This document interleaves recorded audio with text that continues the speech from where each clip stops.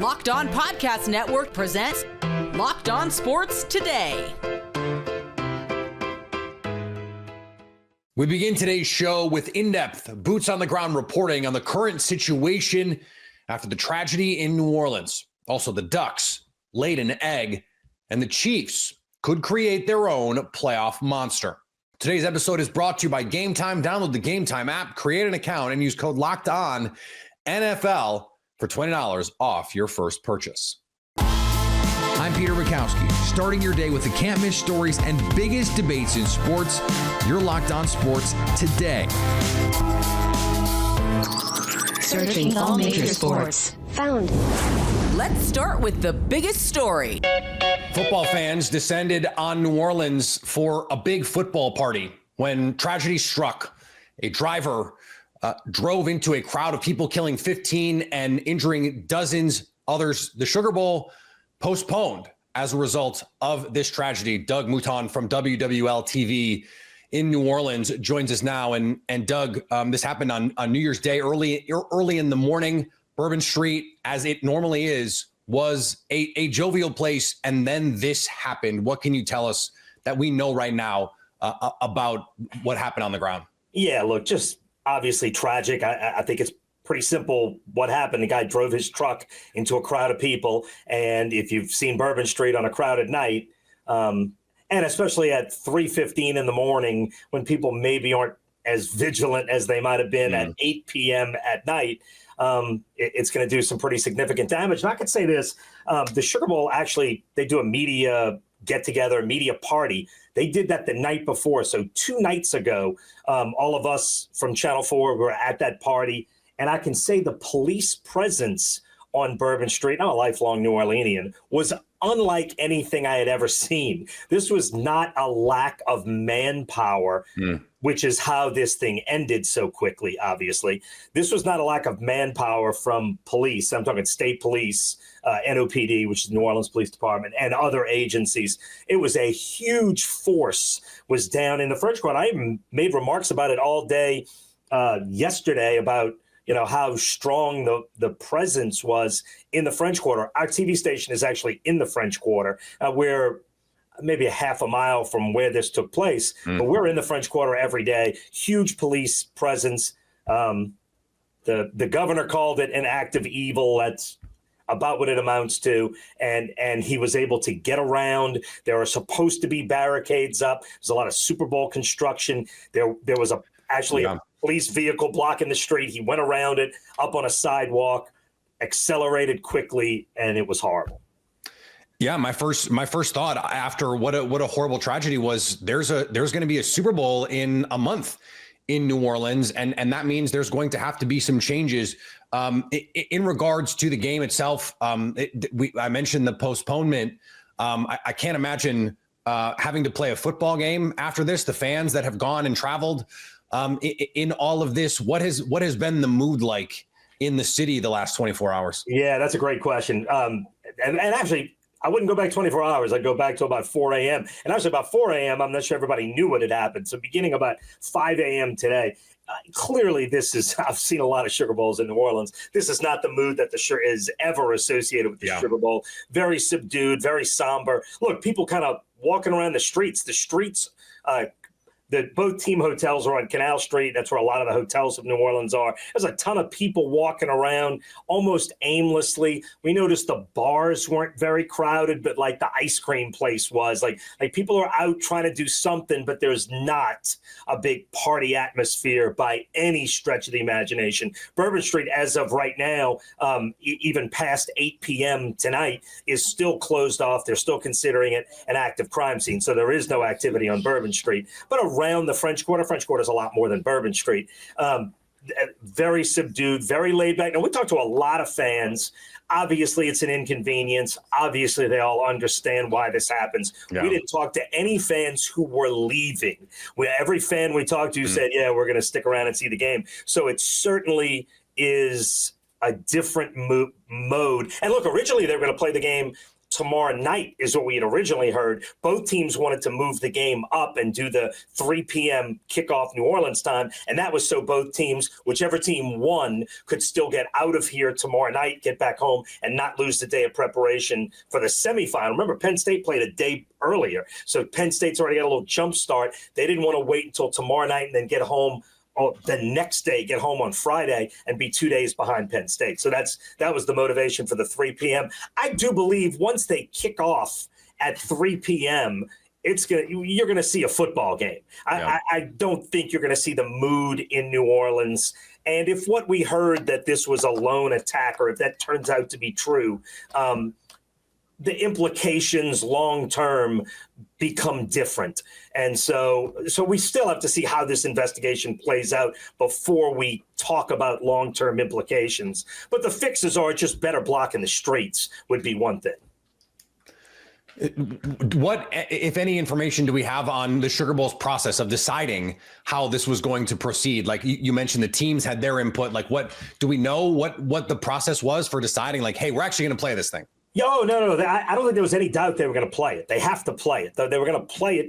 It's part of the college football playoff. It's what they do. I don't think there was ever talk of not playing the game. I don't know if there – I mean, look, honestly, in the first few hours of this, we weren't concerned about when the game was going to be played. Right. You know what I mean? So by the time we jumped on this as a legitimate news story, and I think by the time they actually gave it a few hours to breathe, they came to the conclusion, look, we have to play this game. We have to play it here. There's not really a place we can go to that's different. By 6 p.m., the Superdome had been cleared, and it's all good. Georgia actually went over to the Superdome for a walkthrough. Notre Dame decided to remain in their hotel. They brought the families in to be with players. The two teams sort of handled it a little bit differently. I don't know if there was ever talk of not playing. It was when and how, and maybe there was some original talk. We'll find all that out, I'm guessing, in the next couple of days once we get past this thing. But the resolution was we want to play. And look, I'll say this too. I mean, this is New Orleans, right? Now, we haven't had something like this, but like New Orleans has been punched in the mouth a bunch. Sure. And New Orleans is like, we're kind of used to getting punched in the mouth and getting back up and you know what? You clean up and you move on. And so for New Orleans to get up from getting punched in the mouth and saying, you know what, we can't do this today, let's do it tomorrow, that honestly, that wasn't really a surprise to me. When they said we're going to play tomorrow, I was like, yeah, that sounds right. Because that's kind of what New Orleans is. We make the best out of bad situations, and we've done that a bunch. You can stay up to date on all things New Orleans by subscribing to Locked On Sports Today, Locked On Saints, Locked On Pelicans on your favorite podcast app and on YouTube. Trust me, more college football here to come. You're Locked On Sports Today. Coming up, Oregon got embarrassed as the #1 overall seed by Ohio State. Before we get to that, the Peach Bowl has been the best part of the college football playoff so far.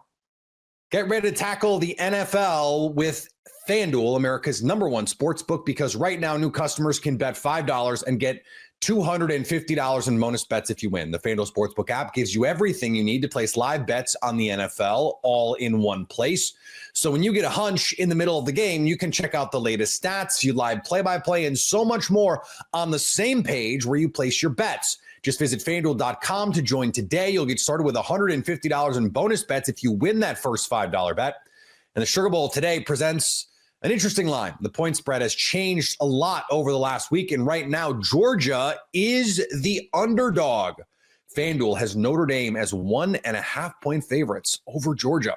The Bulldogs will have their backup quarterback playing, which seems like it's the reason the spread has gone against them. That's FanDuel.com. Never waste a hunch and make every moment more with FanDuel, an official sportsbook partner of the NFL. Texas and Arizona State started off a little slow, but the second half, and particularly the fourth quarter into overtime, was some of the best football we've seen in this year's college football playoff. Winning a championship is never easy, and there's always going to be bumps and surprises and twists and turns along the way. But in the end, you have to prevail, and you have to fight through those. It's never easy. It's never supposed to be easy, with a few exceptions. And I guess on the positive side, you can say for the Longhorns, in the end, they got the W and they advanced, and they're on to the semifinals, beating Arizona State today in double OT 39-31. Yeah, to me, it was a tale of – it was a first half tale. It was a second half tale. There was an overtime tale. It's difficult to win. The margin for winning and losing when you get in really good games and you get in really tight games is really thin. And I thought I really had thought for a second with Bert Auburn getting a chance to win the game twice for Texas and him not getting it done. It just felt like kind of the tale of the day. I mean, Texas had opportunity after opportunity to kind of land a blow to knock this team out. And when you let good football teams hang around, then they start making a play on you. And then the next thing you know, they believe all of a sudden, hey, we can beat these guys. We can slay the giant. Saquan Barkley will not be playing in the Eagles' regular season finale. He is close to breaking the all-time single-season rushing record, but he has some perspective on the decision. Coach asked me, what I like to do, and we had a conversation, he called me back, let me know that we're probably going to be resting, and my reaction was kind of like I told my family. Obviously, my family, probably wanted a little bit more than me, but at the end of the day, the most important thing is winning football games and winning the playoffs. So I got a bigger goal in mind anyway. And Bryce James, the younger son of LeBron James, so not Bronny, has committed to Arizona. He will be a part of the 2025 recruiting class. James made his announcement on Instagram with the caption, 100% committed. He is listed as a 4-star prospect and also held offers from Ohio State and Duquesne. Whether he will follow in his older brother Bronny's footsteps and play just one season of college basketball, well, I guess you'll just have to watch and find out with the rest of us. The Oregon Ducks got absolutely run out of the Rose Bowl by the Ohio State Buckeyes. Locked On Ducks host Spencer McLaughlin is still processing it all. I don't know, Brian. How are we describing that? Beat down, throttling, annihilation. I feel like I need to go full Scott Van Pelt in that old This Is Sports Center commercial where he's using a performance enhancing drug, but it's a thesaurus. I need this thesaurus to figure out how many different words we can come up with to describe what Ohio State just did to Oregon. I mean, I said all week this felt destined to be a close game because on paper it did. And I watched them play the first time. It's one thing. I'm not surprised that Ohio State won the game, Brian. It was 34-0. It was 34-0. Can you find me even the most diehard Buckeye fan in the throes of YouTube comments that had 34-0 before we hit the half? Brian, can you show me the person that had that on their bingo card? Holy smokes. In my opinion, the most ridiculous fan base in college football, but they probably didn't have that either. You know what I mean? Like that was anything that they tried to do. First off, congrats to them. They played great, obviously. They did. Anything they tried to do, the Ducks accentuated it with dumb. That would be how I defined the second touchdown for Jeremiah. By the way, I know the guy is a great guy. That is one of the worst quote unquote attempts, because there was no attempt. No, there was no playing attempt. Coverage that I've ever seen. There was a coverage bust. I mean, by the way, remember me telling you he will be the best receiver in college football by the end of his freshman year. Remember me telling you? I was not kidding. I didn't remember that coming into this game, but right as you say that, I now have a recollection of you saying that. And don't help him. I give you props. Don't help him by busting coverages. I give you props for that one, Brian, because I mean that guy's ridiculous. And He's Oregon ready for was the NFL right now. He's a little older than Ryan Williams, but he's ready for the NFL. He has to play 2 more years by. It's going to be gross. Oh man! It was just so. Ryan Williams does too, by the way. I mean, it's something this. If it makes you feel any better, the guy. But Ryan Williams doesn't feel like he's as good as Jeremiah Smith. Jeremiah is 220 pounds and runs over 23 miles an hour. I don't understand how a freshman is that strong, that fast. I don't know. I just anyway. I want to bring this back to Oregon for a moment. I do want to make one broad picture point because this has been a raging discussion throughout the whole entire playoff. Okay. The blowouts that took place at the hands of Notre Dame to Indiana and Penn State to SMU served as confirmation bias for a whole horde of people who didn't want to see those teams in the playoff or thought they were overrated. It should have been Alabama, who lost to Michigan. Michigan once again. By the way, my hand not being on the same page as where my headphones are located, good microcosm for Oregon's defense here. Nothing is in sync. Nothing. Anyway, so a lot of people were mad that, well, there are these blowout games. There are this. Who's going to go back and retcon to say Oregon shouldn't have been in the playoff? Don't think anyone's going to say that. This is just how college football goes sometimes. This is the way it goes.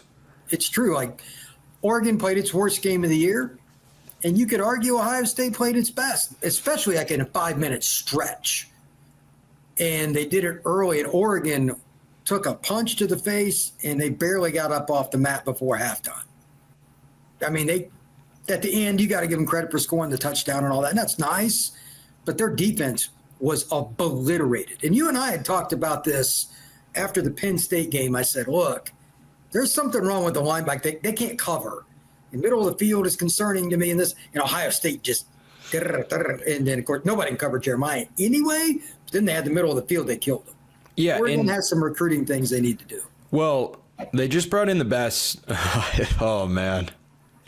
I hate bringing this up in the post game here. Don't do it to yourself. Don't do it to yourself. I think I have to, Brian. Okay, if you want, look, I'm just going to remind you this later. I'm going to do it to you. You're so right. You're so right. But I know you very well. I can't even get the words out, man. Okay. Live shows are fun. I'm legitimately trying not to laugh. Oregon just went out and recruited defensive backs in a way that we have not seen them do before. And boy, do those guys need to become studs, because there was a deficiency in the secondary comparison here. I thought Jabbar Muhammad played well.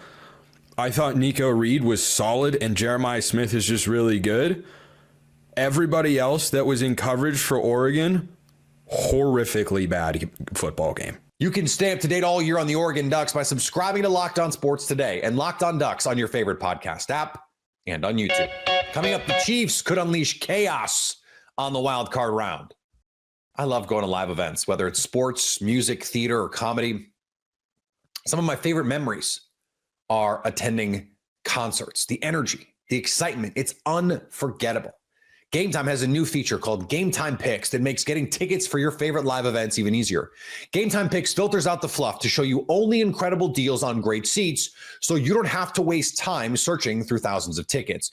Curation makes it easier to save more on sports, concerts, comedy, theater, and more near you. You can take the guesswork out of buying tickets with Game Time. Download the Game Time app, create an account, and use code LOCKEDON for $20 off your first purchase. Terms apply. Again, create an account and redeem code using Locked On for $20 off. Download Game Time today. What time is it? Game Time. The Kansas City Chiefs have wrapped up everything and have the opportunity to rest all of their starters in Week 18. Or they could cause chaos by beating the Broncos and opening the door for their very own playoff monster to possibly unseat the Bills, as Locked On NFL host Tyler Rowland and Luke Braun discuss. But with where I'm at with Kansas City, I think they absolutely should rest everyone possible. Now, I think that there's another reason they should do that, though, Luke, not just because they want to keep people healthy. Oh, I see what you're doing here. But do you really want the Cincinnati Bengals in the playoffs? If you're the Chiefs, the conversation becomes, do you want to beat the Broncos so that the Bengals can play the Bills? Because the Bills are your toughest competition. They could take them out. Yep. The Bengals have taken out the Bills. There's precedent for this. Yes, there's precedent exactly. for this. If you remember all the way back to 2009, The Colts played the Jets in Week 17, and the Jets needed to win that one to get the 6th seed. The Colts had already locked everything up. They rested their starters. The Jets very easily beat, I want to say it was Curtis Painter. Yes. And got in, and then ended up playing the Colts in the AFC Championship game, which the Colts won. This Frankenstein-like monster that they got to invite into the ring with them in the AFC Championship and then put him down, and they made it to the Super Bowl. So there is precedent for this, but personally, I think that if you're in the NFL, you probably have reasonable respect for everybody out there, right? Joe Burrow is good. Josh Allen is good.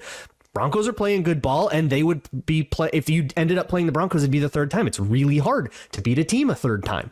Yes. So they know you so well. You might not want them in it either. You'd rather have somebody a little less familiar that hasn't played you since early in the season. I know this scenario has gotten people excited because it would give the Bengals a chance to do the thing that they did that one time, and everyone was so impressed. Yes, the Bengals beat the Chiefs in the playoffs, thanks to Patrick Mahomes imploding late in that game. The Chiefs are not afraid of the Bengals. Please be for real. Cincinnati cannot stop anybody. And if they knock off the Bills, they will be doing Kansas City a huge favor. So maybe that would be why Kansas City would do it. But the way I've generally heard this is, well, would the Chiefs risk letting the Bengals in because the Bengals are some scary team? No, the Bengals are not a scary team. Not to the Chiefs. This would be entertaining. I would much rather watch the Bengals and the Bills than the Bills and the Broncos. And, Sean Payton has been known to be smug at times. So certainly I would like to see some of that. But I don't think this impacts anything. The Bills are going to take for a nice stroll whoever is in that spot, and they will play the Chiefs eventually, and maybe they'll beat them. Who knows? And finally, Aaron Rodgers acknowledged that Sunday could be his final NFL game. He said this in a Wednesday press conference, saying, "This game has given me a lot. I've given a lot back to it, and I'm thankful for it." I can't imagine this all have worked out any worse for the New York Jets and any better for the Green Bay Packers. The Packers are preparing for a playoff run, and the Jets are wondering what happened to a season that started with so much promise. And now they're going to have to figure out, with no coach, no general manager, and potentially no quarterback, where to go next. If only someone had said, maybe think before you do something like this. If you're catching this episode after hearing your favorite Locked On show, make sure to subscribe to Locked On Sports Today on YouTube or wherever you get your podcasts so you never miss an episode. Also, if you're a new subscriber to Locked On Sports Today, we're here for you with the biggest stories in sports every day. Coming up on the next Locked On Sports Today, will Georgia beat Notre Dame without Carson Beck? So at least until tomorrow, stay locked on sports today. Locked On Podcast Network presents Locked On Sports Today. Go to our video on demand. Click on sports at the top of your screen. There, you'll find past episodes of Locked On Sports Today, plus other Locked On shows on demand.